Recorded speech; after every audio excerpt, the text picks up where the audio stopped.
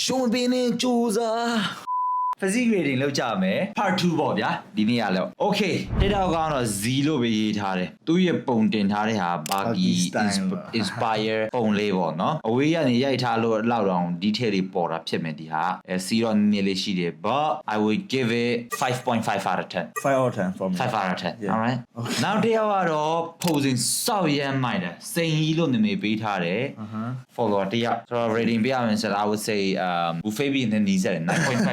9.9 out of 10 9.5 out of 10 for real 9.9 out of 10 43 out of 10 bro shit look at the pose လာပြည့် နောက်တစ်ယောက်တော့လာပြည့်ကြည့်မယ်ဆိုရင်တော့ကျွတ်သားတော့ရှိတဲ့လားရှိရလက်မောင်းမိုက်တယ် chest မစိုး abs မစိုး so I would say ဒီကောင်ဆိုတော့ 7 out of 10 for me yeah 7.5 out of 10 yeah for me not bad okay နောက်တစ်ယောက်တော့ soul ထက်နိုင်ရ comment မှန်ထားတဲ့ပုံလေးဒီကောင်ဆို lighting တော်တော်လေးကိုကောင်းတယ် ကောင်းတယ်ဟုတ်တယ် တော်တော်လေးကိုကောင်းတယ်ကျွတ်သားတော့ရှိပါတယ် ဒါပေမဲ့ frame အလုံးမကျဘူး for me 6 out of 10 yeah I would say for me 5.5 or like 6အဲ့ဝင်ကျင်လာပဲ right နောက်တစ်ယောက်ကတော့ Ed Peter တဲ့ he know the pose bro pose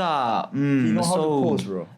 natural mode နဲ့ကြည့်အောင် vein စုကြည့်အောင်အဲ့လောက်စီမြိုင်းနေ vein စုလို့ပေါ်တာစနာကြည့် maybe bro right natty mode တင်တယ် but ထားပါတော့ I would say 7 out of 10 6.5 out of 10 if you getting more link I will give 8 out of 10 bro yeah စီတာနေတယ်ဆိုရင်တော့တော်တော်လေးတော့ပိုလှမယ် okay နောက်တစ်ယောက်က train with Zaya physique ကိုကြည့်ပြီဆိုရင်ကြွတာကြည့်ရွေး yeah လက်မောင်းတော့ကြည့် big yeah frame လက်မောင်းတော့ကြည့်အရက်လေးနည်းနည်းလေးတော့ပိုရှိမှထင်တယ်ဒါပေမဲ့အပြင်မှာဆိုတော့ငါတို့နည်းနည်းလေးတော့ rating ပေးရင်ပိုမြင့်မယ်ထင်တယ် ဟုတ်တယ် ဘာလို့ပုံရိုက်တာတော်တော်လေးကို lighting လုံးဝမကောင်းကျွန်တော်ကြီးတဲ့ပုံတစ်ခုထည့်ရနေပဲ rating ပြရမယ်ဆိုတော့ I would give this 7.5 out of 10ဘာလို့လဲကြွတာအများကြီးရှိလို့ကျွန်တော်ထင် for တယ် me 7 out of 10 လက်မောင်းတော့ သူရာစီကြဝိုင်းတော့ပိုကြည့် yeah cut လိုက်တယ်ဆိုတော့တော်တော်လေးကိုမိုက်ပါ yes okay နောက်တစ်ယောက်ကတော့ Fizzle လား Fizzle လားကြည့်လိုက်မယ်ဆိုရင် frame တော့မစိုးဘူးထင်တယ်သူကြည့်ရတာဒါပေမဲ့ကြွတာနည်းနည်းလေးနင်းမယ်နင်းမှာလားမသိဘူးဘယ်လိုလဲမသိဘူး